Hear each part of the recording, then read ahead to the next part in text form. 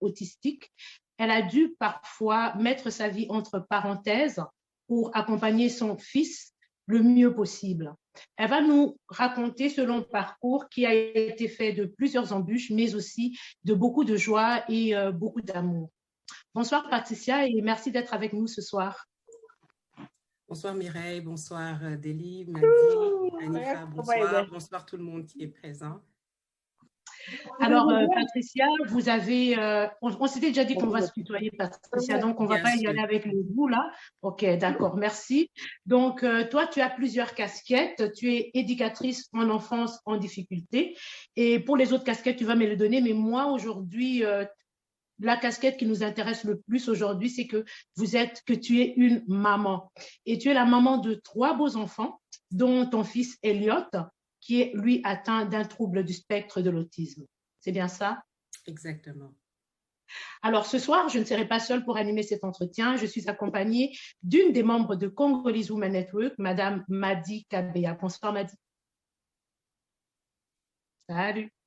Alors, pour qu'on soit tous d'accord, qu'on se mette un peu d'accord sur les différents termes, moi, je suis allée chercher les définitions dans le dictionnaire, même pas, dans le site de Santé publique Canada, où on définit le trouble de l'autisme comme faisant partie d'un ensemble de troubles de neurodéveloppement neurodéveloppementaux qui sont habituellement présents dans la petite enfance, mais qui peuvent apparaître de façon plus évidente au moment de l'entrée à l'école.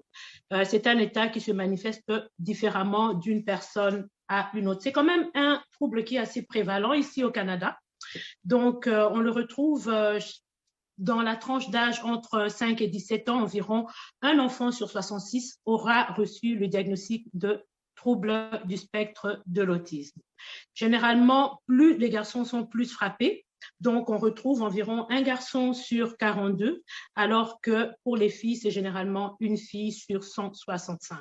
Patricia, moi, j'aimerais qu'on soit un peu d'accord sur les différentes, la façon dont nous allons procéder aujourd'hui, sur la façon dont nous allons parler. Alors, j'aimerais juste savoir, de ton côté, qu'est-ce que tu préfères? Comment est-ce que tu parles, toi, d'Elliot? Est-ce que tu dis qu'il est autiste? Est-ce que tu dis qu'il est atteint d'un trouble autistique?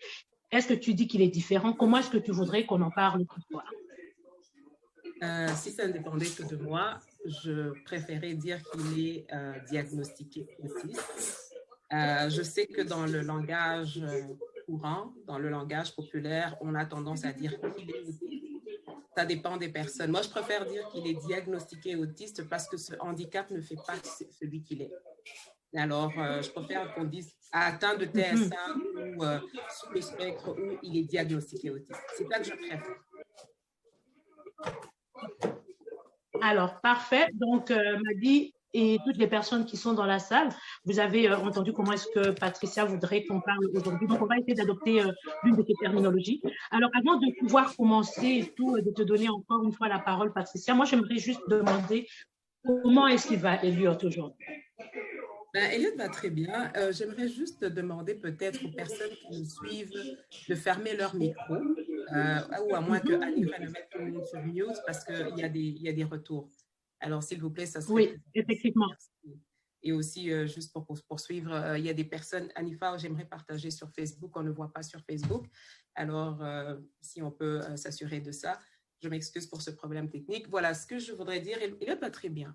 Elliot va super bien, il a beaucoup grandi depuis, si je dis depuis qu'on a diagnostiqué, mais on a des défis, les défis par rapport au nouveau confinement. Mais sinon, il va bien, il va très bien. Super. Ben, c'est ça que je voulais savoir dans un premier temps. Madi, je te laisse commenter cet entretien. Et je vous reviens tout à l'heure. Oui, alors Patricia, donc, est-ce que tu pourrais nous parler du début, ta grossesse d'Elliot? Tu apprends que tu es enceinte et puis qu'est-ce qui se passe après? Comment ça se passe? En fait, la grossesse d'Elliot a fait une fausse couche. Donc, est-ce qu'on peut fermer les caméras, s'il vous plaît? Non, juste les micros, les caméras, ça ne dérange pas. Les micros, s'il vous plaît, excusez-moi là. Donc, c'est ça. La grossesse d'Elliot, c'est une grossesse qui vient après une fausse couche. Donc, je suis dans l'anxiété de de ce qui vient d'arriver. Et dans les premières semaines de grossesse, j'ai des problèmes, j'ai des soucis. Et on me dit que c'est encore une grossesse arrêtée, non évolutive, qu'il faut l'arrêter. Donc, ce que je peux dire, c'est que j'ai beaucoup évolué avec beaucoup d'anxiété. Et c'était une grossesse à risque parce que, bon, vu l'âge, j'avais 37 ans. 36 ans et demi. Et étant donné que je présentais aussi des problèmes gynécologiques antérieurs, dont des fibromes utérins qui grossissaient plus vite que le bébé d'ailleurs. Alors, du coup, j'ai été suivie en grossesse à risque pendant très, très longtemps. Et c'est ça. Ça n'a pas été une grossesse facile parce que lorsque j'étais enceinte de 3 mois, le papa d'Eliott est parti travailler en Afrique. Ça fait que j'ai vécu cette grossesse seule jusqu'à l'accouchement. Alors, c'est comme j'ai dit, j'étais suivie en grossesse à risque avec tout ce que vous pouvez imaginer comme problème et comme difficulté. Mais sinon, c'était angoissant juste parce que j'avais déjà fait une fausse couche auparavant. Oui. Mais à part ça, oui, j'ai eu les mêmes problèmes que toutes les femmes pouvaient avoir.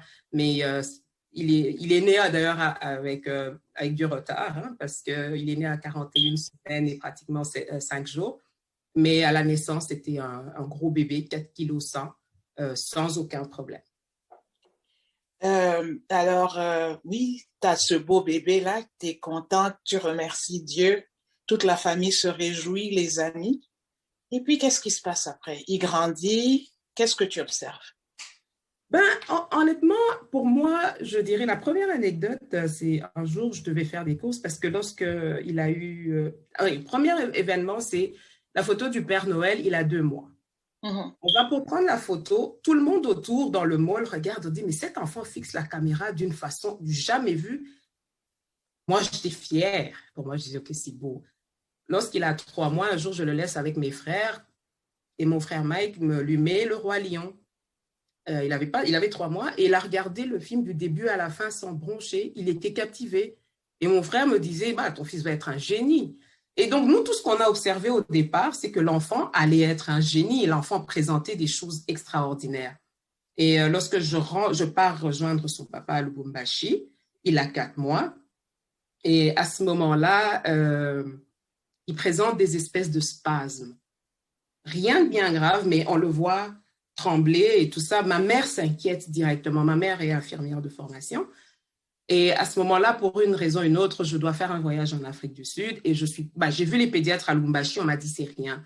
Je vais en Afrique du Sud avec lui, on regarde. Et puis on me dit, non, il a juste le potassium est légèrement élevé. Mais à part ça, c'est rien. Mais on continue, ça va très bien. Il rampe normalement, mais c'est un bébé qui mange. Et c'est un bébé qui dort au sein. Il dort au sein. Donc c'est moi qui tournais dans le lit mais parce qu'il ne voulait pas de biberon, il ne voulait pas autre chose. Pour moi, j'étais très collée avec lui. C'était mon premier bébé. C'était tout ce que vous pouvez imaginer. Donc, alors, il a commencé à faire... Sa dentition était difficile. Ça fait qu'il avait fait beaucoup de fièvre et il a eu beaucoup de problèmes avec les amygdales, beaucoup de problèmes avec les oreillons, les otites plutôt, les otites. Et c'était des otites séreuses. J'ai même vu un médecin américain à Lubumbashi qui m'a dit, oui, il semble avoir un problème avec ses oreilles. Mais à part ça, c'était un enfant agréable, enjoué. Eliott a parlé à 9 mois. Wow. Donc, fast forward, mais je suis obligée de le sevrer quand il a 9 mois à peu près parce que je suis enceinte des jumelles. Oui. Et moi, évidemment, j'ai besoin de mes vitamines, j'ai besoin de tout ce qu'il faut. Le sevrage, c'est vrai, avait été très, très difficile, mais lorsqu'il a exactement 12 mois, on fait son premier anniversaire, à cause de ma grossesse qui avançait, je suis obligée de revenir au Canada. Alors, tu es revenue avec les 3 enfants? Je suis venue pour accoucher, j'étais enceinte des jumelles. Alors, tu es revenue avec lui aussi? Oui, je suis revenue avec lui et tout ça. Et puis, je lui ai trouvé une place en garderie parce que j'avais besoin de me reposer. J'habitais avec des amis.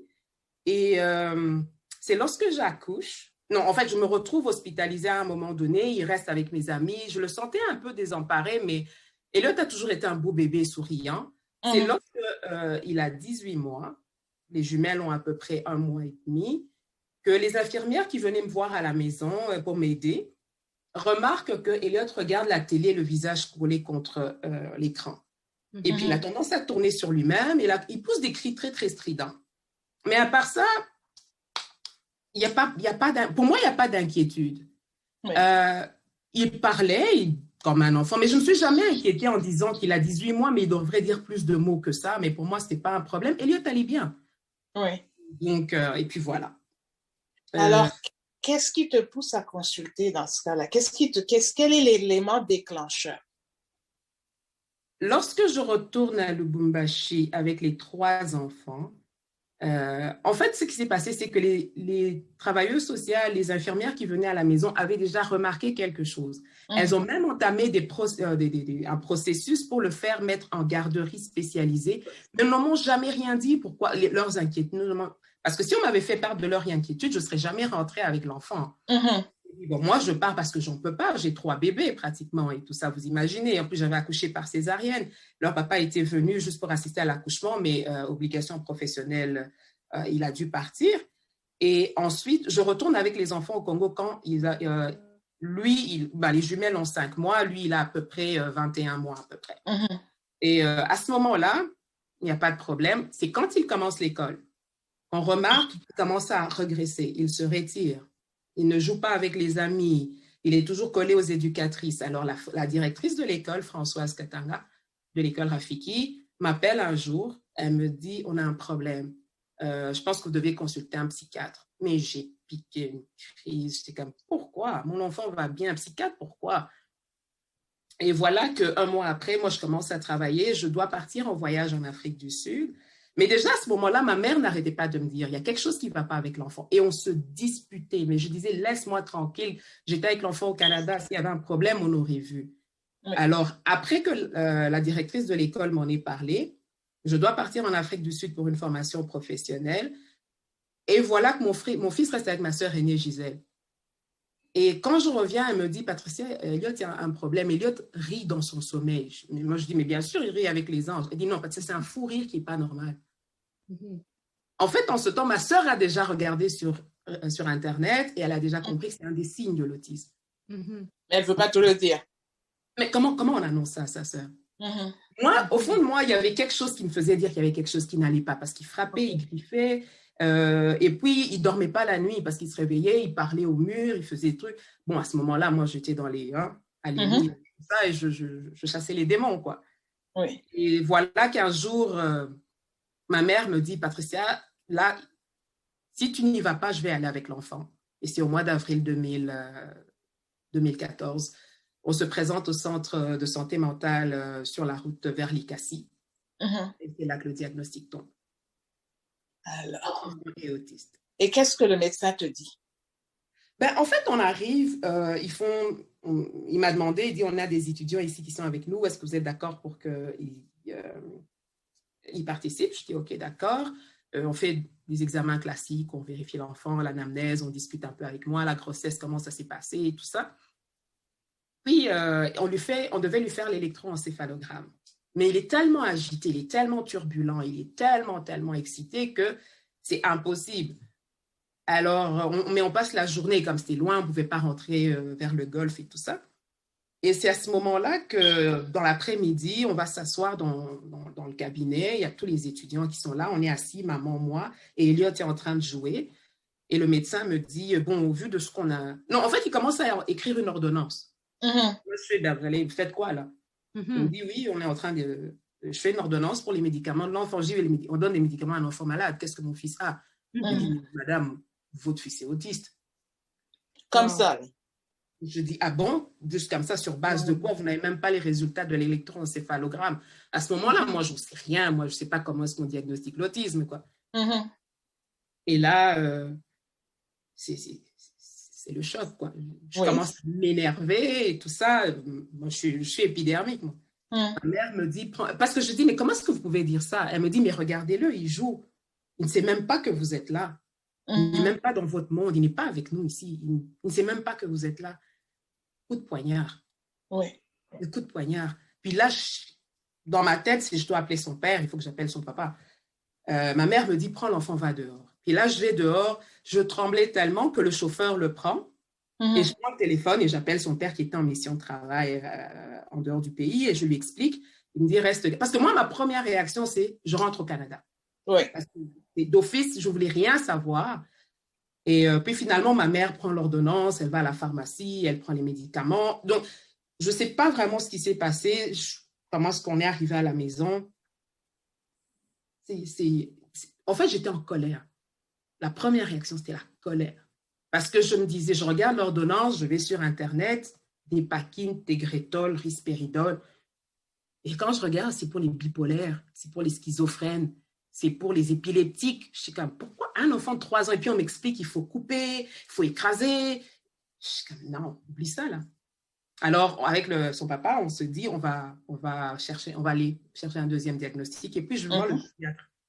Il me dit, j'ai du mal à croire au diagnostic d'autisme parce que l'enfant il est réceptif.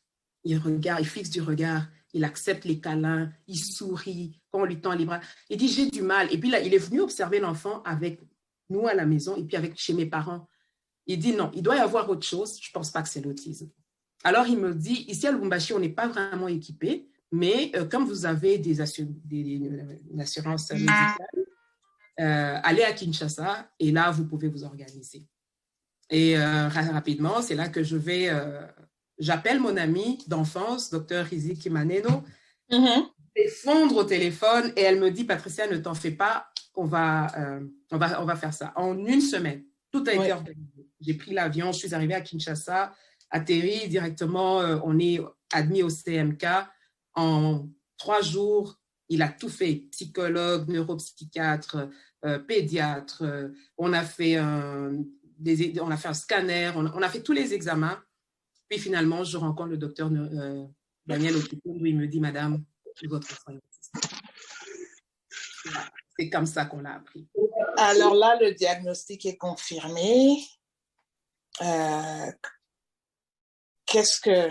Dis-moi, c'est quoi le processus dans ta tête? Comment tu gères ça à ce moment-là? Parce que là, quand le pédiatre vient, il te dit que, excuse-moi, il te dit que le pédiatre te dit qu'il y a un problème et que ce n'est pas vraiment l'autisme, ça te donne une lueur d'espoir. Tu arrives à Kinshasa, on confirme le diagnostic. Donc, comment tu prends ça? C'est vrai. À ce moment-là, c'est pas pour interrompre.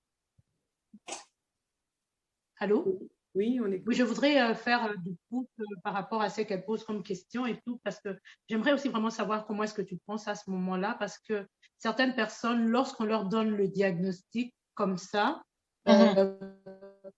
on confirme le diagnostic, elles se disent que ça peut être un soulagement aussi. Enfin, maintenant, on sait exactement de quoi souffre l'enfant, entre guillemets, souffrir. On peut commencer à mettre en place certaines thérapies ou certains processus. Alors, comment est-ce que toi, tu as trouvé ça? Mais en fait, est-ce que tu trouvais ça comme soulagement? En fait, on a pointé quelque chose et on peut commencer à travailler pour améliorer la condition, ou bien c'était vraiment non, ça ne va pas? Ben, en ce moment-là, ce qu'il y a, c'est que, bon, moi étant à Lubumbashi, je ne savais pas où me tourner. Bon, on m'a dit, il y a une école où tu peux emmener l'enfant et tout ça. OK, je commence à me renseigner et puis je vois que ça ne va pas. À l'école, ça ne va pas, les comportements, l'agressivité et tout ça. Et alors, sur place, il y a un professeur de l'ISP, le professeur Abdallah Ozola, qui, d'une certaine manière, prend en charge Elliot. On commence à travailler un peu sur la motricité globale, on travaille sur la motricité fine. Comme il y avait beaucoup de problèmes d'agressivité, on a commencé avec la médication. En ce moment-là, moi, je ne peux pas dire que c'était un soulagement parce que moi j'étais en colère. Moi j'étais triste, je savais ce que c'était l'autisme parce que je connaissais d'autres personnes, parce que dans la famille, Elliot a des cousins qui sont autistes. Alors, donc je savais déjà que c'était un combat qui se présentait devant moi, mais je venais de commencer un emploi, j'avais des petites filles. Donc même lorsque je disais aux gens, je veux rentrer au Canada, c'était 3 enfants, comment tu vas faire? Donc à ce moment-là, moi ça n'a pas été le soulagement. Ça n'a pas été le soulagement parce que mon problème, c'était il faut trouver des ressources. Et puis pour faire une histoire courte, c'est comme ça qu'on finit par, partir à Kinshasa, parce que je trouve un emploi là-bas. Et à Kinshasa, la prise en charge avec le professeur Daniel Okitundu était bien parce qu'il a une fondation à côté de sa pratique en neuropsychiatrie. Il a une fondation qui s'occupe justement des enfants ayant des besoins particuliers, mais aussi des mamans. Donc, il y a tout un processus. Je ne vais pas entrer dans ces détails-là, mais la fondation FEPROSAM fait de la thérapie, si je dirais, mère-enfant, mais aussi pour le couple, pour la famille. Alors, lui, il forme des éducateurs, des thérapeutes qui travaillent avec les enfants. Et c'est ainsi que j'ai pu avoir un thérapeute qui venait à domicile. Je sais qu'il est connecté, tonton Patrick, le meilleur. Il venait à la maison 5 jours semaine, entre 2 et 4 heures, ça dépendait des dispositions d'Eliott. Et c'est à partir de ce moment-là que je me suis sentie quand même soulagée parce que je pouvais aller travailler sachant que Patrick venait à la maison et il travaillait avec lui sur l'apprentissage pour manger, la propreté, comment est-ce qu'il fallait aller sur le pot et tout ça. Il faisait tout le travail et à ce moment-là, je pouvais être juste la maman. Mais c'était dur parce que Eliott ne dormait pas la nuit. Et on était... En fait, à ce moment-là, je connaissais pas beaucoup de choses. On m'expliquait ça. Et moi, à ce moment-là, je me suis d'abord appuyée sur la prière, les pasteurs, les églises. Il fallait trouver quelque chose parce qu'on me disait, on va le délivrer, on va le guérir, on va le sortir de là. Donc, en même temps qu'il prenait des médicaments, en même temps qu'on suivait des thérapies, il y avait aussi cette réalité-là où j'ai fait les montagnes de prière de Kinshasa, j'ai fait les églises, je ne les compte pas. Quand je regarde des fois mon téléphone, les numéros de téléphone des pasteurs, apôtres, ceux qui pouvaient délivrer, ceux qui pouvaient exorciser, j'avais tout là, j'avais tout. Mais en ce moment-là, ce n'est pas encore un soulagement parce que je me fais griffer tous les jours, je me fais taper tous les jours. Un jour, je suis au travail et il y a un partenaire d'affaires qui arrive et c'est l'époux de Madame Nadine Waters, les amis de Daniel à Kinshasa. Et il arrive et on se met à parler, puis il me regarde et puis il me dit, Madame, je me permets de vous le dire, mais si vous n'êtes pas heureuse dans votre mariage, vous devez quitter. Pourquoi vous faites battre comme ça? Je rigole, je dis, mais non, c'est mon fils qui fait ça. Alors, il m'écoute, et puis là, je commence à lui parler, je lui explique et tout. Et je dis d'ailleurs, le papa d'Eliott a été visiter une super belle école et tout ça, tout ça. Et j'y rencontre la dame demain. Alors, il me laisse parler, et puis après, il dit, Daniel, c'est mon fils. Nadine, c'est mon épouse. Là, je suis face à un papa. Et puis, je fais comme, ok, c'est un monsieur qui travaille et tout. Il a un enfant qui est autiste. Le choc. Donc, à ce moment-là, ce n'est pas encore le soulagement. Parce que Patricia ne dort pas, parce que Patricia est angoissée, parce que Patricia, on m'appelle à l'école tous les jours, il a mordu un enfant, il a tapé un enfant. J'ai eu des parents qui se plaignaient. Il y a des parents qui ont demandé qu'Eliott soit retiré de l'école parce que son agressivité n'avait plus de sens. Donc, ce n'était pas un soulagement pour moi d'avoir le diagnostic. Ce n'était pas un soulagement. Malgré toute la thérapie que j'avais, non, ce n'était pas encore un soulagement. Okay. Est-ce que lorsque vous étiez à Kinshasa ou plutôt au Congo, en dehors des structures que vous avez énumérées et en dehors justement de la recherche auprès des églises et tout ça, comment est-ce que vous avez été reçu sur le diagnostic de votre fils a été reçu non seulement d'abord dans votre famille, mais aussi dans la communauté? Moi, pour moi, est-ce que vous en aviez parlé ouvertement déjà dans votre famille? Est-ce que vous avez parlé de ça aussi, je ne sais pas, à vos amis dans la communauté? Comment est-ce que ça a été reçu? Non, moi, dès le départ, ma famille était au courant parce que from day one, ils étaient là. Et OK. Oui, c'est ça. Et par exemple, dans ma belle famille, ce n'était pas un problème parce qu'on avait déjà des cas dans la belle famille. Alors, du coup, pour moi, mon entourage, le support de mon entourage, ça n'a pas été un problème, sauf une fois, un oncle qui est venu et il essayait de parler avec Eliott, et puis Eliott ne réagissait pas. Et il lui disait bonjour, Eliott ne réagissait pas, et puis il m'a demandé en swahili, Eko Bumbaf, donc comme il est bête ou quoi. Et... oui. Toute maman, là. À ce moment-là, j'ai fait le choix. J'ai fait le choix de, OK, soit je lui rentre dedans, ou alors je me dis, si je passe mon temps à lui expliquer c'est quoi l'autisme, ça servira pas. J'ai préféré lui pardonner. À quel moment vous décidez de revenir au Canada et comment est-ce que vous pouvez comparer la prise en charge ou bien la façon dont les choses se sont passées entre quand vous étiez en Afrique et au Canada? Ce qui était bien avec lorsque nous étions au Congo, c'est que j'avais accès aux neuropsychiatres je dirais pas quand je voulais, mais c'était facile de l'appeler. Je me rappelle une fois, Elliot était en crise, il pleurait. J'ai tout essayé. On a essayé de le calmer du mieux qu'on pouvait. Et j'ai appelé le professeur. Il m'a dit, je suis sur le campus, je viens de finir un cours. Je sens que vous êtes en détresse. Je vais essayer de monter vers les galeries présidentielles. Emmenez-moi l'enfant. Il était 21h. J'ai pris l'enfant, je l'ai attaché dans la voiture. J'étais en train de partir. Et on est arrivé. Et en fait, en route, il m'a dit, il y a trop d'embouteillages. Emmenez l'enfant au CMK et qu'on lui donne quelque chose pour se calmer. Il va dormir.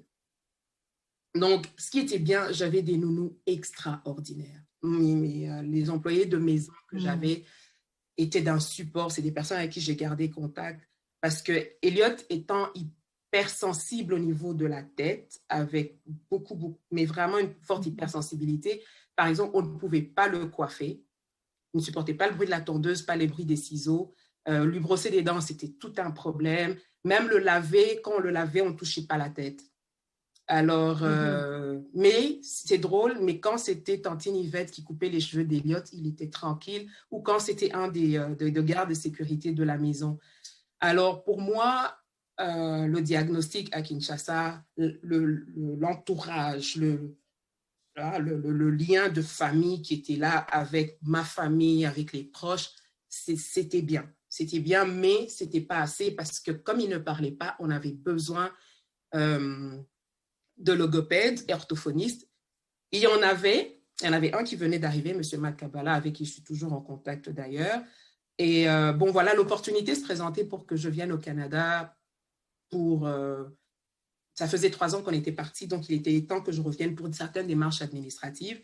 Et puis après, on s'est dit, en fait, on a essayé de voir si on pouvait aller en Belgique ou en France. Et puis après, on s'est dit, écoute, on est Canadien. Et même le professeur Okitono me disait, le Canada est un des pays qui prend le mieux en charge l'autisme. Qu'est-ce que vous faites ici? Vous avez 40 ans et tout ça, cet enfant a encore un avenir. Nous, on peut l'aider ici, mais vous avez l'opportunité de partir. Et c'est ainsi que, pour plusieurs autres raisons et tout ça, je suis revenue ici. Mais j'étais venue pour 2-3 semaines parce que je travaillais. J'ai pris mes vacances annuelles et lorsque je suis venue, j'ai quand même voulu avoir, non pas que je doutais du diagnostic, mais je suis venue voir je voulais qu'on me dise exactement où est-ce qu'il se situait au niveau de l'autisme, parce que l'autisme est un spectre. C'est sur un continuum. C'est comme ça que vous pouvez avoir même des frères jumeaux monozygotes, identiques, nés dans la même poche, qui sont autistes, mais ce n'est pas les mêmes particularités. Ou vous pouvez avoir 2 frères, un frère et une sœur, ou on peut avoir dans la même classe, comme moi je travaille des fois avec des enfants, ils ont tous un diagnostic d'autisme, mais ils sont tellement différents. Alors maintenant, moi, je voulais savoir c'était quoi le problème. Pourquoi mon fils était aussi agressif? Pourquoi il pleurait? Cet enfant pouvait pleurer, mais comme je dis, il pleurait, vous regardez ses larmes couler et vous avez juste envie de pleurer aussi. Alors, c'est pour ça que je suis venue pour confirmer le diagnostic qu'on avait déjà, mais en savoir un peu plus. Et c'est là que la psychologue m'a dit, Madame, votre fils a 5 ans, vous n'avez entrepris aucune thérapie, c'est maintenant ou jamais. Et j'ai appelé leur papa, je lui ai dit, je ne rentre pas. Ben, il y a un travail, tu es responsable d'entreprise, dans une entreprise, quand je pense que j'avais laissé ma chambre telle qu'elle, je revois encore mes parfums, mes chaussures, la manière qu'on avait fait les valises et tout ça. Je revenais 2 semaines après et je ne suis plus jamais retournée. Patricia, parce que les besoins d'Elliot étaient tels que ça prenait beaucoup plus d'intervention. J'ai une question pour toi. Est-ce que pendant ce processus-là, parce qu'il y a des gens qui parfois se blâment pour la condition de leur enfant, est-ce que ça t'est arrivé de te blâmer pour la condition d'Elliot? Ah oui, beaucoup. Parce que lorsque j'étais enceinte, j'ai eu un accident de voiture. Mais c'était rien, c'était juste quelqu'un, un feu rouge qui m'est rentré dedans, son pare-choc est tombé et tout ça. Et puis une fois, j'étais assise sur un tabouret. Bon, je dois préciser, hein, Elliot, il est né, il était gros. Lorsque je suis allée accoucher, j'avais 112 kilos. Donc, essayez d'imaginer, je me suis assise sur un tabouret et je suis tombée. Et puis, bon, les cravings, les envies de grossesse, là, chez moi, j'arrivais pas à boire de l'eau, donc je buvais beaucoup de coca. Je m'en suis voulu parce qu'il y avait que le cappuccino glacé qui passait. Bon, j'étais enceinte en été. Est-ce que j'ai pas pris les vitamines de grossesse parce que ça me faisait vomir. Donc, c'était, OK, j'ai pas fait ci, j'ai pas fait ça, je me suis pas assez reposée. Oui, il y avait tout ça. Et puis, bon, les jumelles sont venues trop vite. J'aurais peut-être dû attendre. Peut-être que je ne me suis pas assez occupée de lui. Peut-être que je n'ai pas donné assez d'amour. J'ai commencé à travailler trop vite. Je n'ai pas cessé de me culpabiliser. Et il arrive encore des moments aujourd'hui, 7 ans plus tard, où la culpabilité est là parce que, comme en ce moment, des fois, c'est que j'étudie, je ne m'occupe pas assez de lui, je ne suis pas assez présente. Est-ce que je fais ce qu'il faut? Est-ce que j'entreprends les thérapies qu'il faut? Est-ce que je... Oui, la culpabilité, oui, elle était là, elle est encore là à certains égards. Comment tu fais? D'ailleurs, on voit Elliot derrière, là. Il est toujours collé à sa maman, celui-là. Oui. Comment tu fais pour ne... Je sais que tu dis que la culpabilité est encore là, mais comment tu fais pour la diminuer un peu? Comment tu fais pour gérer ça? Ce que je dirais dans mes recherches, dans les études, et je dis toujours, je finis par voir un doctorat en Google et une maîtrise en YouTube ou l'inverse, je ne sais plus comment est-ce que je présente ça, parce qu'en faisant des recherches, je suis tombée sur ce processus de deuil. J'ai lu ça quelque part et ça m'avait tellement frappée, c'est faire le deuil de l'enfant parfait, de l'enfant rêvé pour accepter l'enfant réel. Et alors, c'est dans ce cheminement-là de l'acceptation, c'est-à-dire du deuil, le deuil, c'est-à-dire on est passé par le déni, par le choc, par les accusations, on accuse tout le monde, c'est bon qu'on accuse quelqu'un parce qu'au moins on se dégage et bon, il y a beaucoup de gens qui nous aident à accuser les autres. Hein, quand on commence à vous dire, non, c'est peut-être ton père, ton grand-père, ton oncle, ta cousine, ta tante. Et puis les sorciers de la famille, oui. Les hôtels sataniques, les liens de famille et tout ça. On se soulage des fois, parfois, d'accuser quelqu'un. Mais j'accusais même le diable, mais ça ne me soulageait pas. Alors, quand j'ai découvert ce processus de deuil, comme on peut l'avoir en perdant un être cher et tout, c'est de réaliser que quand on vous dit que l'autisme n'existe pas, c'est de dire, OK, la vie de cet enfant risque d'être compliquée si je ne me ressaisis pas. La vie de mon fils risque d'être compliquée si je continue à pleurer, si je continue à faire ci, si je continue à faire ça. Mais j'aime tellement mon fils que je n'avais pas le choix que d'arrêter de pleurer, de blâmer, d'accuser et de me dire, il est comme il est. À partir de maintenant, qu'est-ce qu'on fait pour améliorer sa vie? Qu'est-ce qu'on fait pour améliorer notre vie? Parce qu'à part Elliot, il y a ses sœurs. J'ai des enfants. Et puis, je suis là moi-même. Parce que si moi, je m'effondre, si moi, je craque, qu'est-ce qu'il arrive de lui? Les filles, oui, elles peuvent se débrouiller, mais lui, qu'est-ce qui lui arrive? Justement, en parlant... Oui, vas-y, Mireille. Oui, justement, en parlant des filles, parce que le diagnostic, lorsqu'il tombe, il a quand même un impact sur la vie familiale, il a quand même un impact sur le reste de la fratrie. Moi, j'aimerais vraiment savoir, et je pense que plusieurs d'entre nous aussi, quel est l'impact que ce diagnostic a eu sur sur les autres enfants? Comment est-ce que vous arrivez à dealer avec ça au quotidien et quel est l'impact que ça a eu sur votre famille en tant que femme mariée, en tant que mère des autres enfants aussi? Ce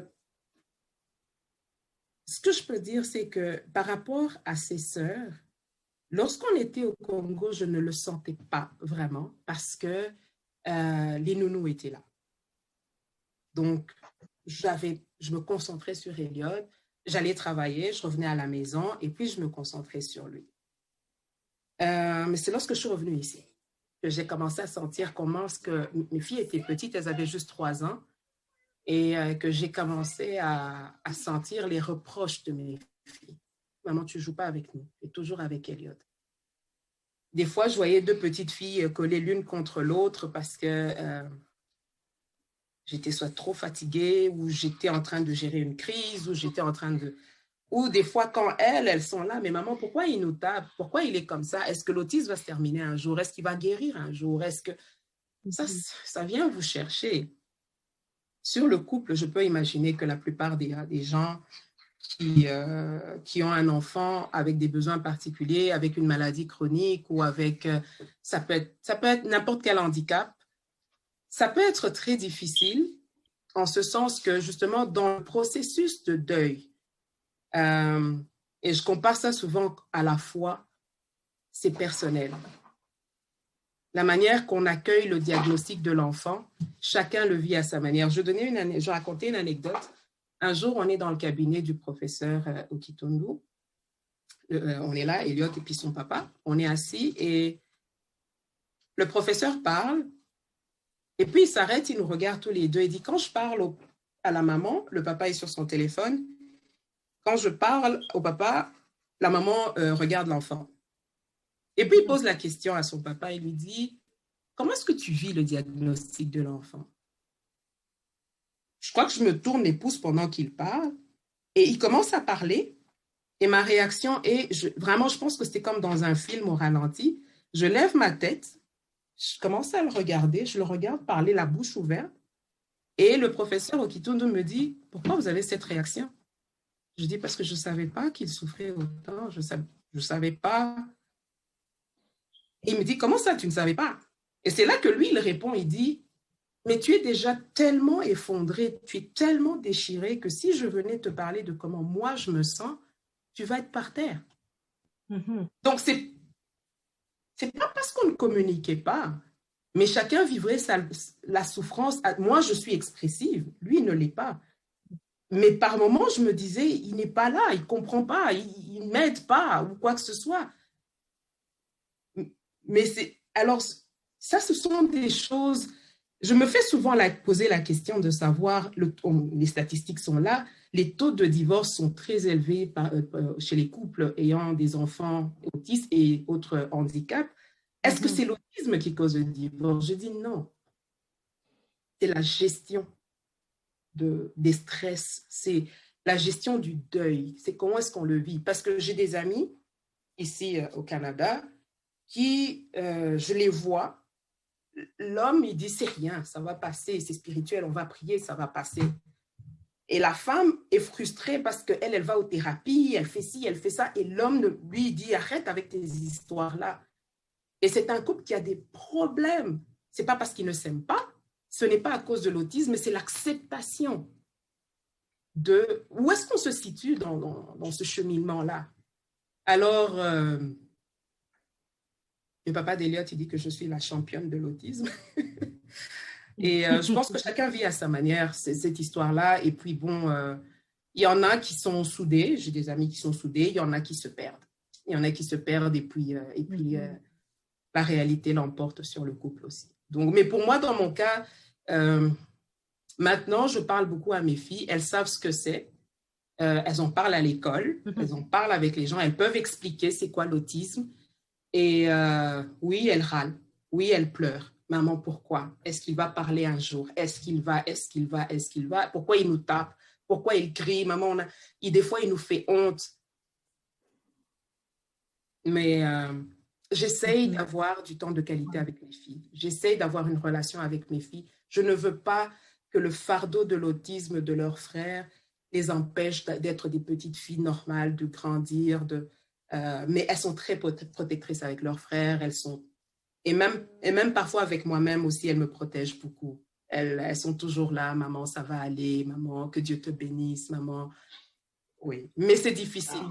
Avec la fratrie, c'est extrêmement difficile. Je peux imaginer. C'est vraiment très, très beau ce que vous dites.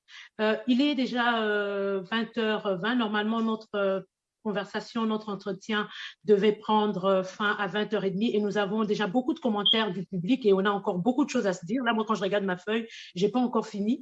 Donc, avec l'autorisation du public, je ne sais pas si nous pouvons y aller jusqu'à 20h45 et à 45, on va vraiment arrêter, vu qu'on avait commencé aussi légèrement en retard. Donc, on se permet, soyez complaisant, de 15 minutes en plus. Comme ça, on va prendre aussi certaines questions du public. Mais avant de prendre les questions dans le public, moi, j'aimerais d'emblée, parce que je l'ai vu aussi passer là dans les commentaires, d'emblée vous demander, vous, Patricia, qu'est-ce que vous diriez à ces mamans, à ces papas qui aujourd'hui viennent de recevoir le diagnostic? Avec toutes ces années, quand vous faites un retour sur vous-même, sur tout ce que vous avez vécu, qu'est-ce que vous diriez en 2-3 mots à ces mamans et à ces papas qui reçoivent aujourd'hui ce diagnostic-là pour leur enfant?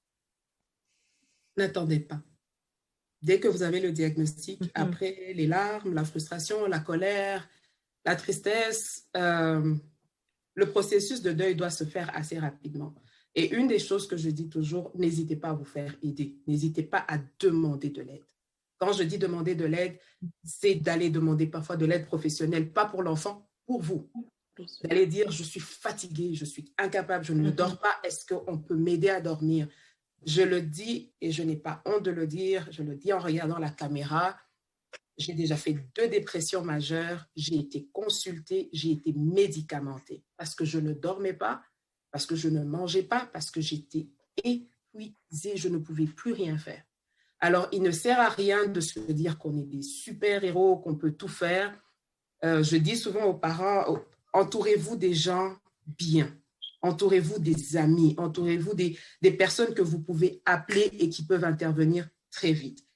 Le soutien est extrêmement important. Moi, je le dis, je suis dans je ne sais pas combien de pages sur Facebook, des groupes de mamans pour enfants autistes, enfants ayant des besoins des sensibilités, hypersensibilité, hyposensibilité. Je suis dans les groupes des parents trisomie 21, parce que je vais chercher des ressources, je vais chercher des encouragements, je vais chercher des choses. Et puis, il ne faut pas hésiter à poser des questions. Moi, je dis toujours aux gens, je suis ouverte. Envoyez-moi un message. Je vous enverrai mon numéro de téléphone, on va parler. Mais n'hésitez pas à aller consulter. Un diagnostic d'autisme n'est pas une catastrophe, ce n'est pas la fin de la vie. Le plus tôt vous le savez, le plus tôt vous prenez les dispositions nécessaires pour que cet enfant soit pris en charge, accompagné, que ce soit au niveau de la scolarisation, au niveau des professionnels, psychologues, thérapeutes, etc. Le plus tôt, avant 5 ans, si on met en place des choses, c'est un enfant qu'on va récupérer, qu'on peut même mettre dans une scolarité normale. Il ne faut pas attendre. Et même si, je parlais tantôt du couple, même s'il y en a un qui est encore à la phase du déni, à la phase de la colère, et que vous, peu importe papa ou maman, vous êtes déjà dans le processus de réadaptation, d'acceptation, allez-y, allez cogner aux portes, demandez qu'est-ce qu'on fait, où est-ce qu'on va, qu'est-ce qu'on peut faire. Parce que souvent, ce qui arrive, c'est que oui, vous allez pleurer, oui, vous allez dans les églises, oui, vous allez chez les diseuses de bonne aventure, les marabouts ou quoi que ce soit. Mais l'enfant, lui, le temps, on n'a pas le temps. On n'a pas le temps, il faut y aller. Et n'hésitez pas à vous impliquer. Les parents doivent s'impliquer, les parents doivent s'éduquer. Allez, YouTube est accessible à tout le monde, Google est accessible à tout le monde. Tapez autisme, tapez agressivité, automutilation, tapez, tout ça est là. Moi, oui, j'ai un diplôme en intervention auprès des personnes ayant un handicap. Oui, aujourd'hui, je vais avoir le diplôme en autisme et sciences du comportement. La graduation est prévue pour bientôt. Mais j'ai cherché et j'ai parlé avec d'autres parents. Je me suis fait plein d'amis sur Facebook. Il y a des parents que je n'ai jamais vus. On s'est jamais vus, mais on se parle, on s'écrit, on s'envoie des tips. N'hésitez pas, n'ayez pas honte, c'est votre enfant. Ce n'est pas parce que vous aurez honte que son autisme va s'arrêter. Oui, aller à l'église, c'est bien de prier, mais en même temps, prenez-vous en charge, faites quelque chose. Moi, des fois, je suis frustrée parce que j'ai des parents qui me disent « Oui, mais nous, on a ça, on a ça, on a ça. » Mais est-ce que Moi, j'ai médicamenté mon fils parce que ce n'était plus possible. L'agressivité était à un point où je ne voulais pas donner les médicaments, mais hey, j'ai besoin de vivre. On a donné des médicaments. Est-ce que je suis une mauvaise mère pour ça? Non, mais je cherche des solutions pour mes enfants, pour mon enfant, en fait. Merci pour ça. Et dans le même ordre d'idée, Patricia, qu'est-ce que vous diriez en 2 mots là, parce que je vois qu'il y a déjà des personnes qui aimeraient intervenir. Nadia, je vois ton message que tu voudrais intervenir. Je pose juste cette question à Patricia et puis on pourra te donner la parole aussi. Qu'est-ce que vous diriez à tous les autres, justement, qui n'ont pas justement ce genre de problème et qui ne vivent pas nécessairement la même chose? Qu'est-ce qu'on devrait faire selon Je n'ai vous? pas très bien compris la question. C'est qu'est-ce que je dirais aux parents qui ou à d'autres personnes qui ne vivent pas avec un enfant? Qu'est-ce que vous direz de... Oh, est-ce que... Je pense qu'on t'est coupé un peu, Mireille. Je pense que ça se coupe un peu. Il faudra que tu répètes ta question. Patricia, est-ce que tu peux nous entendre? M'a dit, je t'entends bien, mais Mireille, ça s'entrecoupe. Mais en fait, ce qu'elle voulait dire, c'est quel message tu as pour ceux qui ne sont pas touchés par le monde bleu, ceux qui n'ont pas de personnes autistes autour d'eux. Quel message tu as pour eux? Changeons le regard. Je sais que la différence fait peur. Je sais que lorsqu'on voit un enfant, par exemple un enfant en crise, ça fait peur. Ça peut faire peur. Moi-même, il m'est arrivé de regarder mon enfant et de me dire, oh mon Dieu, mais c'est quoi ça? Je ne parle pas des dégâts qu'il fait. Mon fils est très sensoriel. Hein? Donc, comme là, hier, il a pris la bouteille de sirop d'érable et il a peint les murs et les armoires et puis tout ça. Il est arrivé qu'on aille dans des fêtes et puis il a pris la sauce et l'a versée dans un autre plat. Il nous a déjà versé une bouteille de vin dans des haricots. Il y a des parents qui disent, mais c'est quoi ça? Ce que moi je peux dire, c'est que la différence fait peur. Quand on ne sait pas, et je n'en veux pas aux personnes qui des fois ont des réactions excessives, mais soyons ouverts. Essayons de comprendre. Il n'y a aucun parent qui a un jour, qui s'est réveillé le matin en disant j'ai envie d'avoir un enfant autiste, j'ai envie d'avoir un enfant trisomique, j'ai envie d'avoir un enfant qui a la paralysie cérébrale. Aucun. Si vous me demandez aujourd'hui si c'était à refaire, je garderais Elliot sur l'autisme. Mais les parents sont comme ça. Alors ces regards-là, ces commentaires-là de ces parents, ce sont des personnes qui ont... ils ont ouvert des portes, ils ont pactisé, ils sont dans des sciences occultes, ils sont dans tout ça. Ça ne nous aide pas. Alors, moi, je dirais aux parents, aux personnes, les membres de famille qui n'ont pas...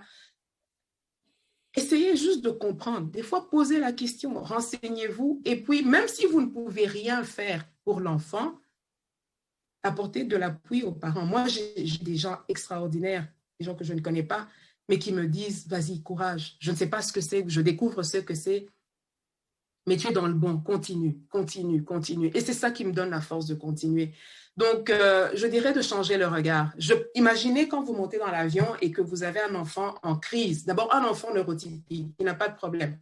À plus forte raison, un enfant avec autisme, ça peut être quelque chose. Oui, ça vous énerve. Mais imaginez cette maman, ce papa qui est déjà embarrassé. Je vais donner un petit exemple. Un jour, on est dans le métro à Montréal. Ça fait quelque temps que mon fils s'agite. Bizarrement, j'ai compris qu'il veut faire pipi. Mais je ne sais pas pourquoi je n'ai pas réagi avant qu'on entre dans le métro. Et puis, il est 16h30. Et c'est plus fort que lui. Et il baisse ses pantalons. Et lui, c'est l'arrosoir. Hein? Il va dans tous les sens. Et ça commence à crier dans tous les sens dans le métro.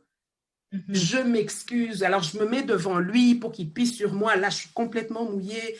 Je n'arrête pas de me tourner vers les gens. Je lui demande pardon. Il est autiste, c'est comme ça. Puis, il y a un monsieur. C'était un Congolais. Il revient de la garderie. Il y a un bébé dans sa poussette. Et il se lève, il regarde tous les gens et il dit, vous ne voyez pas que la maman est déjà assez mal comme ça? Pourquoi vous continuez à l'accabler? Et sa réaction, ça a été, il a pris le paquet de lingettes dans le sac de son enfant, il me l'a donné. Je le regardais, je tremblais, je savais pas où me mettre, mais je m'en voulais parce que j'avais pas compris le langage de mon fils. Mais le regard bienveillant de ce monsieur-là, je n'oublierai jamais ça. Ce jour-là, il m'a juste aidé à ne pas m'effondrer parce que j'avais envie de disparaître. Mais je sais pas, je le connais pas, je l'ai plus jamais revu. Et c'est ça, c'est de ça dont on a besoin. Des gens qui, ça m'est arrivé dans des supermarchés, ça m'est arrivé, l'enfant est en crise, je suis couchée sur lui, là, couchée en train d'essayer de le maîtriser. Je vois une dame arriver, son mari avec le chariot. Elle me dit, madame, moi j'ai fini mes courses, mon mari va s'occuper de mes affaires. Est-ce que vous avez encore des choses que vous voulez aller chercher? Qu'est-ce que je peux faire? Je dis, non, regardez mes filles, je ne la connais pas. Et mon Dieu, des regards bienveillants comme ça, j'en ai eu. Je voudrais parler aussi d'autre chose. On était une fois à un pique-nique à Moniz Bay. Les personnes autistes sont souvent attirées par l'eau parce que l'eau les calme. Et c'est ainsi que très souvent, lorsqu'il y a disparition d'un enfant autiste, généralement, on entend parler de noyade. Alors, on est là, et puis voilà mais il y avait des châteaux gonflables et tout ça, parce que mon fils est très sensible au bruit. La première fois qu'il disparaît, il se met derrière le château gonflable. Je le trouve. Et puis, ça me prend juste 5 minutes. Elliot a disparu. Il y a des milliers de personnes dans le parc. On commence à le chercher. Et je tremble même à y penser. J'ai développé ce réflexe-là de quand je sors avec lui, j'enregistre mentalement comment il est habillé. Je sais quelles sont les couleurs qu'il a. Et au moment où je dis « mon fils a disparu », j'ai vu un élan de solidarité, des gens que je ne connaissais pas. J'ai vu des gens venir de tous côtés. Comment il est habillé? Comment il est habillé? Je dis, il a un short brun, il a un t-shirt avec des rayures rouges et blancs. Okay. Les gens partaient dans tous les sens. Je ne les connaissais pas. Et en moi, l'instinct, ou je sais pas, l'esprit de Dieu, ou je ne sais pas trop quoi, j'ai tourné ma tête, Elliot était dans l'eau. L'eau était déjà arrivée au niveau des hanches. Et je courais dans tous les sens et je savais que je ne courais pas seule. Il y avait des gens qui... Il y a un enfant dans l'eau. Et ça, je vous dis, la bienveillance, la compassion, l'empathie, c'est de ça dont les parents ont besoin. C'est pour ça que je dis, quand on dit changer le regard, ne jugez pas, parce que vous ne savez pas. Si l'oreiller de cette maman ou de ce papa pouvait vous dire ce qui se passe la nuit, alors pourquoi juger, pourquoi accuser? Même si ces gens-là ont été dans des sciences occultes, en quoi ça vous regarde? Mais l'enfant, c'est un enfant. Merci Patricia pour ce que tu dis. Là, c'est vraiment... Je ne sais même pas comment conclure ça. J'aimerais juste demander à Nadia qui a demandé de prendre la parole. Nadia, s'il vous plaît, Nadia Miltoni, est-ce qu'on peut vous donner 2 minutes pour faire le commentaire que vous voulez faire? Merci. Oui, bien sûr. Je suis juste pour dire, moi, je suis maman d'un garçon autiste de 11 ans qui va avoir 12 ans, là, maintenant. Et j'ai déjà discuté avec Patricia de tous nos pas. Et oui, bon, Patricia a résumé tout ce que nous vivons en tant que parents, pas simplement en tant que maman. Et c'est vrai, elle a eu un parcours au début qui partait du Congo. Moi, j'ai eu le parcours qui partait des États-Unis. Donc, en 2 minutes, quand vous avez un problème, moi, quand on m'a annoncé, on m'a pas annoncé l'autisme. On m'a dit que oui, bon, c'est un trouble, c'est tout. Il a des delays, c'est tout. Mais ça a été commencé à 18 mois. Et je vous dis, les parents, il faut se battre. Joshua, mon fils, je me suis battue durant tous ces primaires elementary pour qu'on le mette pas dans un environnement séparé, parce qu'il pouvait tenir en place. Il avait des problèmes de sensibilité, mais ça allait. mais de le mettre et de le confronter à une classe normale. Je me suis battue et c'est seulement cette année, en sixth grade, qu'il est dans une classe normale. Je ne vous dis pas que c'est facile tous les jours, mais c'est un achievement.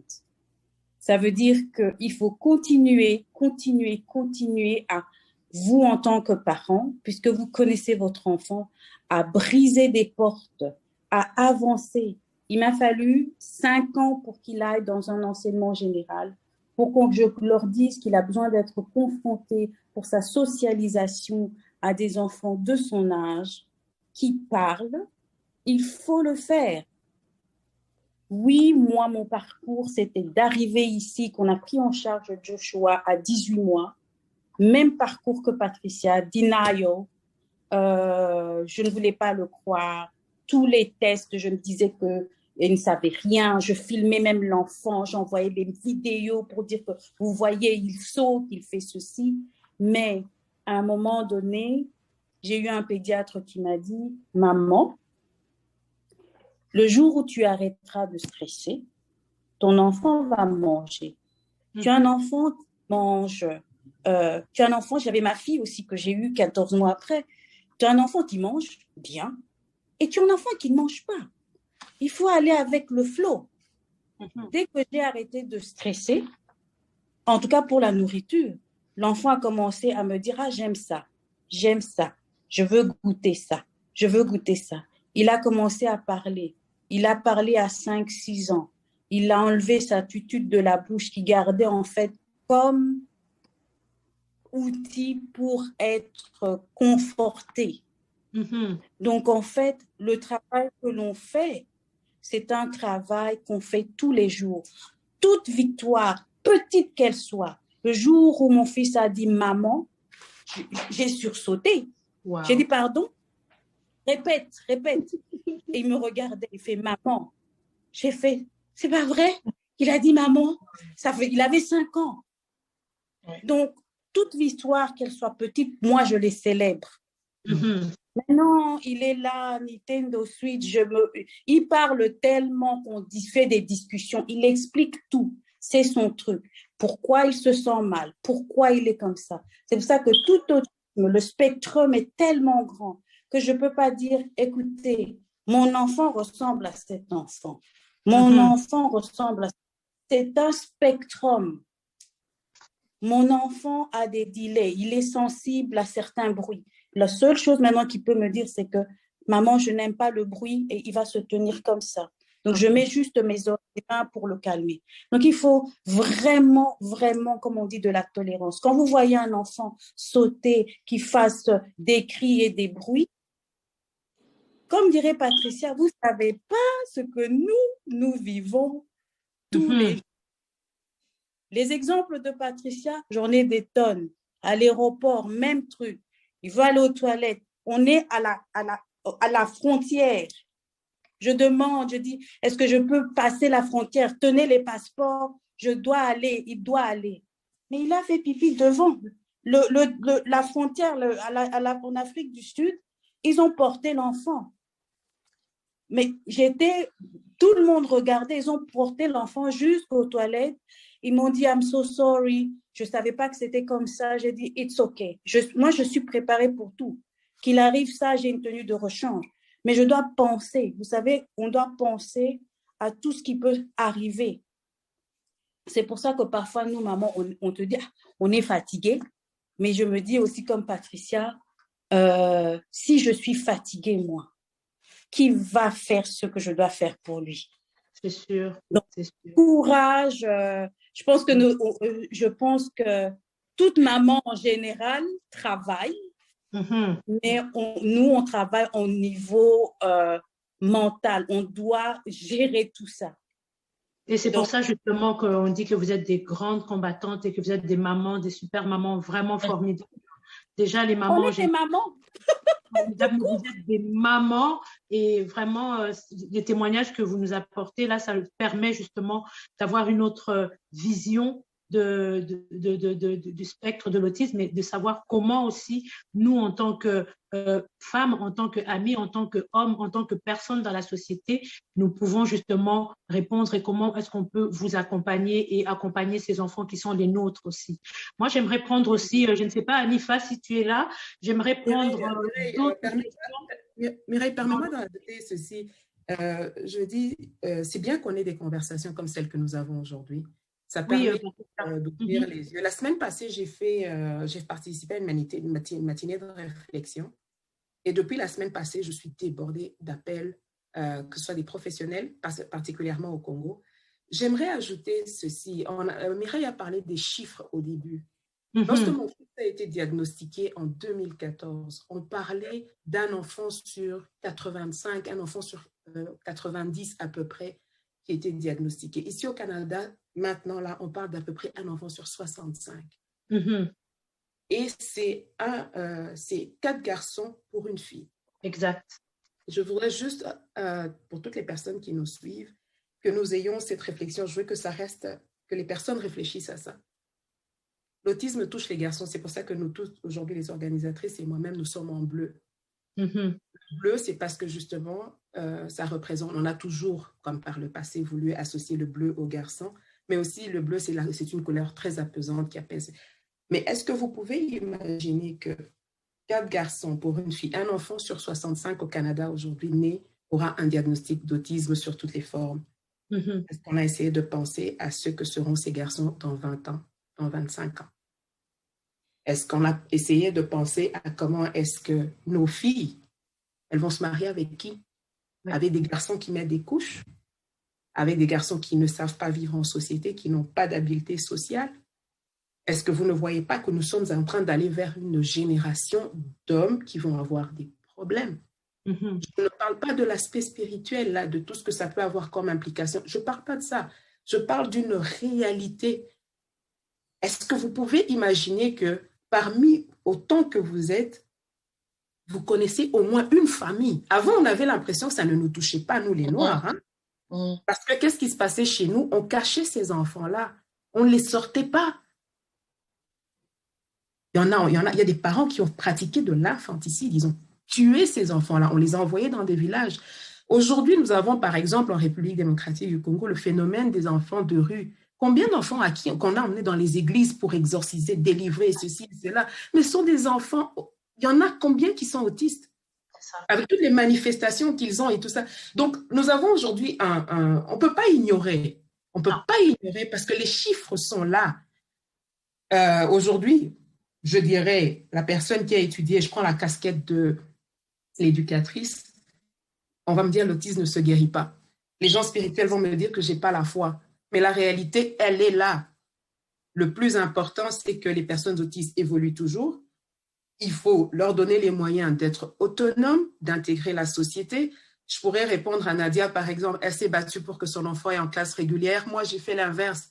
Non, je ne veux pas qu'il soit dans une classe de 15-20 enfants parce que le monde le fait souffrir, le monde l'agresse, la lumière, les odeurs. Il y a un enfant qui ne supportait pas le gargouillis du ventre de son éducatrice. Il piquait des crises. Parce que lui, ce bruit-là, nous, on entend un gargouillis du ventre, lui, il entend une bombe atomique parce que son hypersensibilité. En parlant d'hypersensibilité, je mentionne ça. Quand je suis à la cuisine, que j'ouvre une canette de coca, Elliot est dans la chambre, il descend, il l'entend. Wow. Il y en a qui entendent le nombre de tours du moteur de la voiture, ils entendent le bruit qui passe, le courant qui passe dans les murs. Vous voyez souvent les autistes comme ça. Vous les voyez cogner la tête, vous les voyez faire ça, vous les voyez tourner en rond. Vous savez, notre monde les agresse. Et j'ai envie de dire aussi ceci, chers parents d'enfants autistes, arrêtez de vouloir emmener les enfants de leur monde au nôtre. Et si vous commencez par aller dans leur monde, aller comprendre comment est-ce qu'ils comprennent les choses et voir si notre monde est adapté à eux, est-ce qu'on pourrait créer une société qui permet que ces enfants puissent avancer sans devoir vivre ce que nous leur imposons? Il y a des parents qui vont dire, moi, c'est la classe régulière parce qu'il doit... Non, non, non, non. Moi, Elliot, la scolarité au Canada, c'est jusqu'à 21 ans. Il va aller en classe spécialisée parce qu'il a besoin de calme, il a besoin de ses écouteurs. Dans sa classe, les lumières sont tamisées. Dans sa classe, il a un coin à lui, il a un coin sensoriel, jusqu'à temps qu'on puisse surmonter ces problèmes-là. Plus tard, s'il intègre une classe régulière, il n'y a pas de problème. Je dis pour toujours, s'il arrive qu'il aille à l'université, yeah! Mais s'il ne va pas à l'université, et comme il aime cuisiner, alors là, maman va s'assurer qu'Eliott va faire les meilleures crêpes au monde. Ça sera le champion, on en aura des crêperies dans toutes les villes du monde parce que... Et nous allons venir acheter ces crêpes-là et nous allons vraiment les cuisiner. J'ai dit, il va devenir la meilleure version de lui-même. Peu importe qu'il parle, qu'il ne parle pas. Bon, en parlant, je fais une mention à Nadia. Dernièrement, je suis au supermarché et puis il arrive, il me fait « Maman, tout va bien pour moi ». C'est la plus longue phrase qu'il a prononcée. J'ai dansé dans ce supermarché. Je crois que les gens m'ont pris pour une folle. Mais c'est son éducatrice qui chantait avec lui. Donc, ne désespérez pas. Je sais que le temps court, on a tellement de choses à se dire. On a tellement de choses à dire. Justement, je suis vraiment désolée, Patricia. On va me trouver très impolie au sein de l'audience et tout. C'est vraiment très intéressant. Mais moi, là, je vais prendre 2 dernières questions. On a largement débordé par rapport à notre temps. Et à Congolese Women Network, nous, on se fait vraiment un honneur de terminer à temps, commencer à temps. Déjà, on a commencé en retard, donc ça ne nous ressemble pas. Je vais prendre une question. Je vois qu'il y avait des mains levées. Mive, membre de Congolese Women Network, on écoute si tu avais une question à poser ou bien tu avais un commentaire à faire. 1 minute, s'il vous plaît. Oh là là, merci pour la parole. C'est tellement chronométré. Bon. Non, je suis vraiment désolée, Mive, tu sais, c'est ça. C'est vraiment, comme on disait, une introduction et on va se faire un plaisir lorsque on le pourra, Patricia, tu sais qu'on en a parlé un tout petit peu en backstage là, on va essayer d'organiser ateliers, conférences et tout ça pour essayer de voir comment est-ce qu'on peut, parce que c'est un sujet, comme je le dis, qui nous a tellement passionnés dans notre groupe communauté LISAL ici de Congolese Women Network. On s'est dit, ça c'est un sujet qui vient des membres de Congolese Women Network. C'est eux qui l'ont porté et on a décidé de réaliser cet entretien. Alors on va continuer avec ça, ce n'est que les débuts et on en apprend tellement. On n'a pas envie de vous lâcher là, ne pensez pas que c'est moi qui ai envie d'arrêter et d'aller dormir. Non, non, non, non. J'ai vraiment envie de rester avec vous, mais excusez-moi, il y a déjà le petit Elliot qui va bientôt réclamer sa maman aussi. Et il y a les autres aussi. Donc, Mive, je suis vraiment désolée. 1 minute, 2 minutes, grand maximum, parce que je t'aime beaucoup. Vas-y, je t'écoute. C'est gentil, Mireille, merci. Je n'ai pas de questions. Je voudrais féliciter Patricia. Je sais que ça prend beaucoup de courage pour se mettre devant les gens, parler d'un tel sujet, surtout quand ça nous touche directement. Je le dis en conséquence de cause parce que moi aussi, j'ai aussi un enfant autiste, mais je me suis battue, comme Patricia est en train d'expliquer, ainsi que les autres femmes. Donc, mon fils a 9 ans et demi, cette année, il va avoir 10 ans. Ça a été la même bataille. Et exactement tout ce que tu racontes, ce sont des choses que nous avons vécues. Et justement, l'aspect qui me pousse à prendre la parole, c'est lorsque tu parles de la panique. Tu expliques tous les faits que nous les avons expérimentés, où l'enfant va se perdre, l'enfant va nous échapper, l'enfant va disparaître, la réaction. Ce que moi j'ai développé, c'est la maîtrise. La maîtrise du monde extérieur, la maîtrise du jugement des gens. J'ai travaillé ce côté-là tellement fort que je ne me laisse pas ébranler par cet affolement de la foule. C'est vrai, il y en a qui viennent vers nous pour nous soutenir, mais beaucoup nous critiquent, beaucoup nous condamnent. Beaucoup pour eux, c'est que nous ne sommes pas de bons parents, nous avons raté l'éducation de l'enfant, ils ne comprennent pas la difficulté que l'enfant est en train d'éprouver et la douleur de la famille. Donc, comme on ne peut pas se mettre dans la foule à expliquer aux gens ce que l'enfant vit, j'ai appris à maîtriser cette foule-là en me maîtrisant. Donc, je dis, la maîtrise de nous-mêmes aide également cette foule à pouvoir se maîtriser. Quand l'enfant fait des crises et que vous-même, vous avez le contrôle sur cette crise, vous contrôlez la foule en même temps. Même au niveau des éducateurs, ça nous est arrivé. Quand l'enfant faisait une crise, on le bloquait, on le tenait. Et donc, durant les cours de jour, j'ai dû intervenir chaque fois auprès des intervenants. Alors, disons, arrêtez de l'étouffer. Laissez-le. Quand l'enfant va s'apercevoir que vous êtes calme, vous le regardez avec calme, l'enfant va se calmer parce que les ondes que vous envoyez à l'enfant les perçoit. Quand l'enfant lit dans votre regard la panique, l'enfant lit dans votre regard le désespoir, l'enfant sombre dans cet état-là. Donc, c'est important que nous-mêmes, nous puissions nous gérer pour pouvoir gérer l'environnement externe. Il y a beaucoup d'éléments à ajouter, mais évidemment, comme les organisatrices l'ont dit, on aura l'occasion. Merci beaucoup encore une fois, Patricia. Merci beaucoup, Miv. Waouh, c'est vraiment c'est important ce que vous venez d'ajouter. Alors, moi, j'ajoute là, je dis, il faut être comme des canards. Mettez vos plumes de canard. L'eau coule. Les gens peuvent dire, ils peuvent regarder, ils peuvent faire ce qu'ils veulent. Quand il s'agit de votre enfant, mettez des plumes de canard. Les commentaires, ça coule et ça touche plus là. Le cœur là n'est plus du tout touché. Oui, est-ce que nous avons encore un commentaire? Nous allons prendre un dernier. Est-ce qu'il y a encore une main levée? Ou bien, Anifa, est-ce que dans les commentaires, est-ce que nous avons... Je vois Madame Fernande et puis Monsieur Brins qui ont la main levée. Ben, nous allons prendre Madame Fernande, s'il vous plaît. Merci beaucoup pour vraiment, c'est tellement, j'ai dit merci à mon amie Gladys lorsqu'elle m'a envoyé ça parce que ça demande ce genre de conversation dans la communauté africaine. Bon, moi, à la différence de toutes les mamans qui sont intervenues là, moi, c'est une fille qui a, elle a 3 ans et demi, je n'ai pas encore de diagnostic, c'est moi qui me bats pour avoir le diagnostic de ma fille. Mon parcours est un peu différent parce que c'est depuis que ma fille a 9 mois que j'ai remarqué quelque chose. Bon, moi, je suis allée à paralysie cérébrale, non, c'est pas la paralysie cérébrale, on observe. Donc, moi, j'ai peut-être pas eu cette chance d'avoir, j'ai pas encore ce diagnostic rapide là. Donc, moi, j'ai vraiment beaucoup apprécié ton témoignage, Patricia. Et je me suis reconnue dans beaucoup de choses que tu as dit, non seulement l'accident. Moi, j'ai eu exactement le même accident dans un feu rouge. J'étais comme waouh quand tu as raconté ça. Ça paraissait tellement similaire. Et aussi, l'autre chose que je veux dire, c'est que c'est vraiment important que nous, Africains, on apprenne à familiariser nos enfants qui, si nous n'avons pas des enfants à besoins particuliers, avec ceux qui sont à besoins particuliers.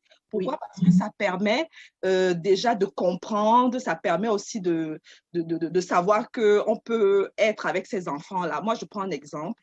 Mon grand frère, il est handicapé, il est paraplégique. Et c'est quelque chose qui m'a beaucoup aidé dans mon parcours avec ma fille. Donc, ça m'a amené à accepter ma situation, à me dire que je peux gravir, on peut atteindre un niveau inespéré.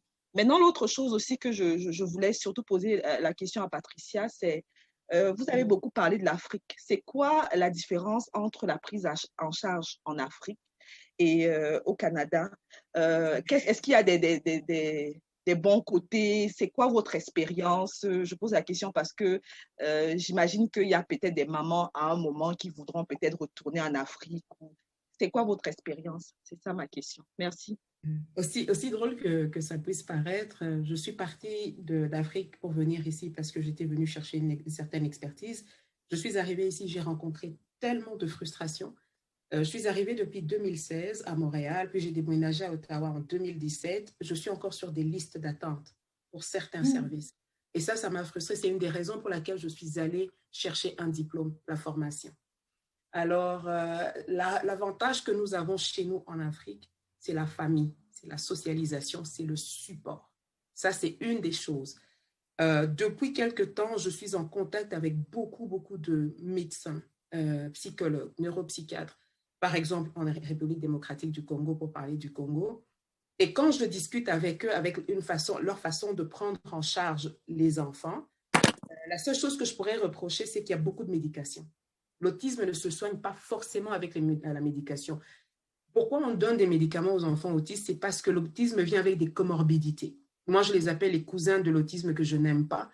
Et ce sont ceux-là, ça peut être l'agressivité, ça peut être la dyslexie, ça peut être la dysorthographie, dyscalculie, le TDAH, le trouble du déficit de l'attention avec ou sans hyperactivité.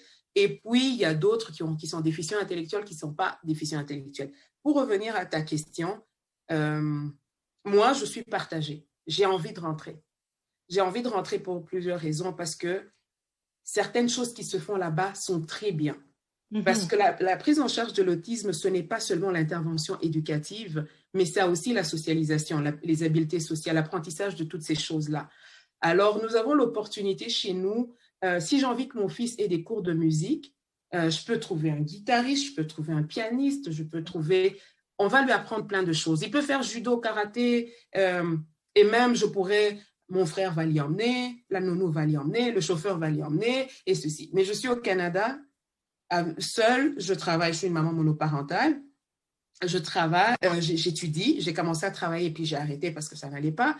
Quand je regarde les thérapies, logopédie, $120, ergothérapie, $150, psychologue, $190, à un moment donné, je n'ai pas tout ça. Avec moi, la formation que j'ai, avec l'expérience que j'ai acquise en suivant les thérapies d'Eliott, par moment, j'ai envie de rentrer. Parce que ma mère est là, parce que ma soeur est là, mon frère est là, et puis j'aurai de l'aide pour tenir ma maison.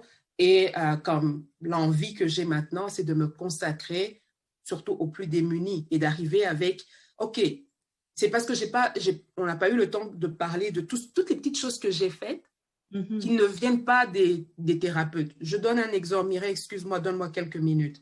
Vas-y, je te laisse. Eliott ne mangeait pas. On est arrivé à un moment donné, il avait des problèmes de croissance. Il avait des difficultés, il a même eu des problèmes de malnutrition parce qu'il ne mangeait que des chips et des muffins. Et puis après, il a commencé à manger du poulet. Donc, on préparait du poulet tous les jours. Ma bonne disait, maman, soso ezangate. Donc, on s'assurait qu'il y avait du poulet frit tous les jours. Et puis, il a commencé à manger du pondou. Et puis. Bon. Puis, j'arrive ici, je me dis, tous les petits pictogrammes qu'on me montre là, avec des petits bonhommes, des traits comme ça, là, m'énervent. Je suis allée sur Internet. J'ai trouvé des plats de pondou déjà préparés, du tilapia déjà grillé, des pilons de poulet déjà grillés. J'ai plastifié, j'ai coupé, collé au frigo, collé partout. Au lieu qu'il s'énerve en me disant qu'il veut manger ça et que je ne comprends pas et qu'on se lance dans des devinettes, il voyait le pondou, il me montrait, c'est ça que je veux. Et ce que j'aime avec l'Afrique, c'est que les gens qui prennent les enfants en charge, on part de ce que nous avons. C'est des tiges d'arbres, c'est parfois du sable, c'est comme on a eu la visite à l'école, le Balou à Lubumbashi, ils n'ont pas de paille pour souffler dans des bulles de savon. Ils le font avec des tiges de papayer.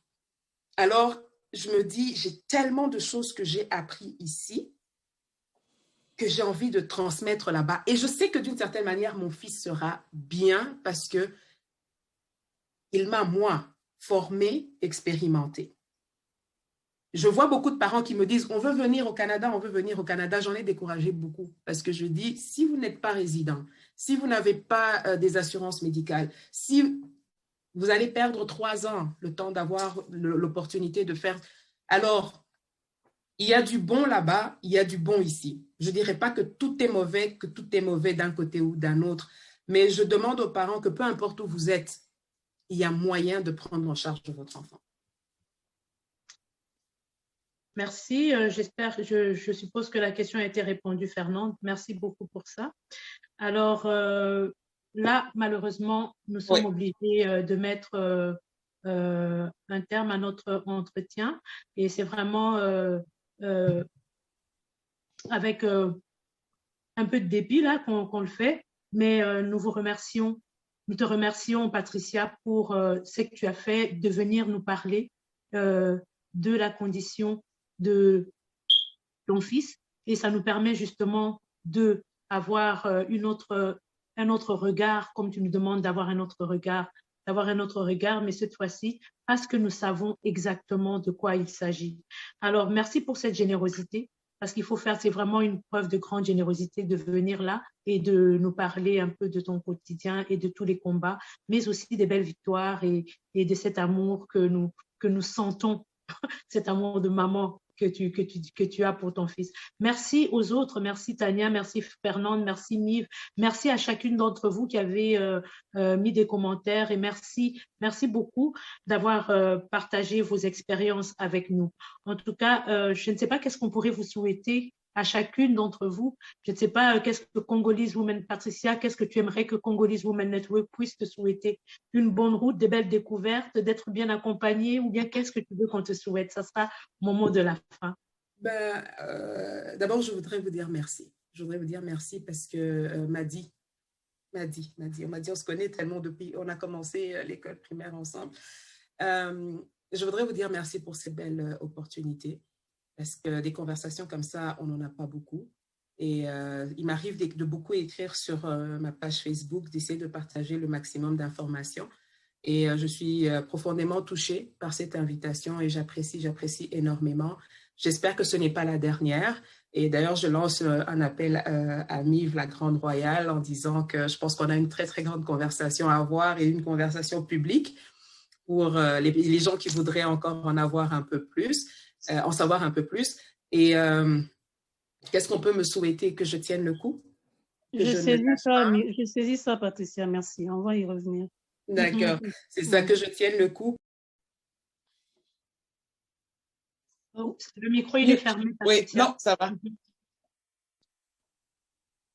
Oups, le micro est fermé. On a perdu Patricia? Non, je suis là. Okay. Je dis, il y a encore un grand chemin à parcourir. Il y a encore beaucoup à faire. J'ai des craintes maintenant. On va vers l'adolescence et puis à la vie adulte et puis qu'est-ce qui va devenir. La crainte de tout parent, c'est de se dire qu'est-ce qui arrivera à l'enfant lorsque je ne serai plus là. On prend les dispositions nécessaires pour qu'il soit pris en charge ou qu'il se prenne en charge comme il faut. Mais comme je dis, le meilleur est à venir, j'ai un bon espoir, je suis très positive pour ça et je continue à dire aux parents, ne lâchez pas, ne laissez pas tomber, continuez. Vous serez étonnés de ce que vos enfants sont capables de faire. Ils ne feront peut-être pas ce qu'on dit qu'ils devraient être, mais ils vont vous surprendre à leur manière. Donc, ne baissez pas les bras et surtout, gardez la foi, gardez la foi. C'est vraiment mon dernier mot et merci encore pour Congolese Women Network. Vous êtes extraordinaire. Merci beaucoup. Mais je voudrais juste te demander, peut-être Mireille, lorsque les gens seront partis, j'aimerais lire les commentaires quand même des personnes qui ont écrit. D'accord. Je pense qu'on est en direct sur Facebook, donc les commentaires sont là aussi. C'est super. Donc, ça pourrait être vu à tout moment, à moins que Hanifa, est-ce que tu me dis que non? Je ne sais pas. C'est sur le chat du Zoom, je ne pense pas. Ah, c'est sur le chat du Zoom. Ben, dans ce cas, alors, on va les lire ensemble tantôt. Okay. En tout cas, merci beaucoup à toutes les personnes qui ont participé, qui ont assisté à cet entretien. Donc, nous, c'est Congolese Women Network, le réseau des femmes congolaises, et nous vous remercions et nous vous invitons à nos prochaines activités. La prochaine activité que nous aurons, ça sera exactement quand, Délie, le 30 avril. Nous allons recevoir l'auteur de Moadi. Nous allons venir parler des droits culturels et des droits traditionnels, sociaux de la femme, notamment dans un contexte africain. Ça sera un échange avec elle et nous vous invitons d'ores et déjà à vous procurer le livre. Je n'ai pas le mien avec moi, je pensais que je l'avais, c'est pour ça que vous me voyez, je tourne un peu partout. Je vais le chercher, juste une minute, je vais le chercher. Vite, je te donne aussi 30 secondes. Il faut lire les deux, hein. Il faut lire les deux livres de Maman Vicky. Il faut lire les deux. Oui, les deux livres de Maman Vicky sont vraiment amazing. J'en ai lu un. Et on m'a parlé de l'autre. Moadi et Bilonda. Donc, on fera Bilonda une autre fois.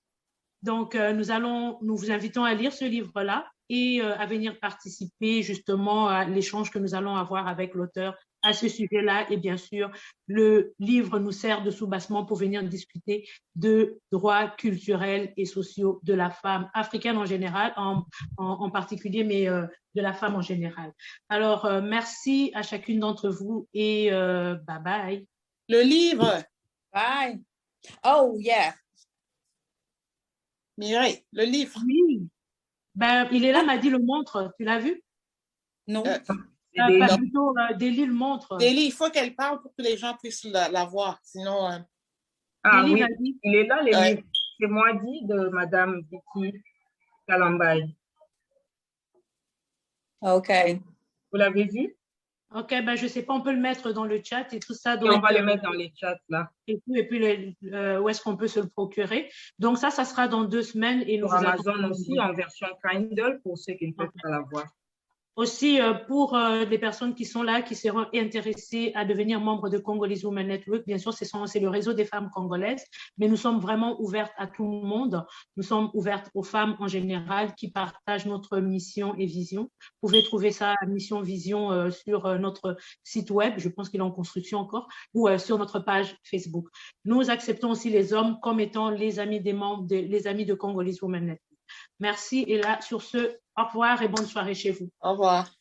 Merci. Au revoir. Au revoir. Au revoir tout le monde. Merci d'être venu. Merci. Bye.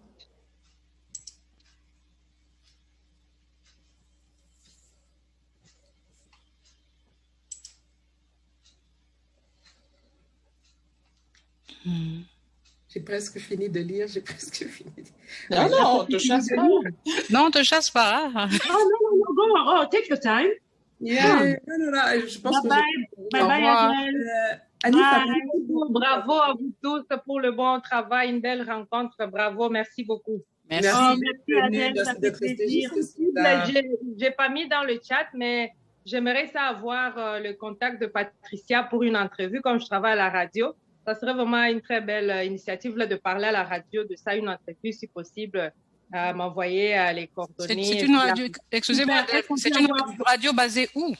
C'est à Edmonton. Adèle est ma cousine. Ah, donc, ok. oui. Est-ce qu'on peut avoir vos coordonnées Ma page Facebook, c'est Patricia Lukoji. Voilà. Et, mais sinon, m'a dit à mes coordonnées, elle peut vous donner mes coordonnées. Elle m'a dit, tu peux lui donner mes coordonnées. Il n'y a pas de problème. C'est D'accord. bon. Merci Est-ce beaucoup. qu'on a les coordonnées de Adèle? Ah bon? Ouais, je vais vous les envoyer. Madi c'est sa cousine. Madi les a.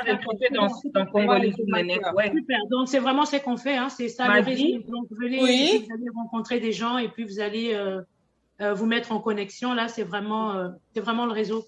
Oui. Merci beaucoup.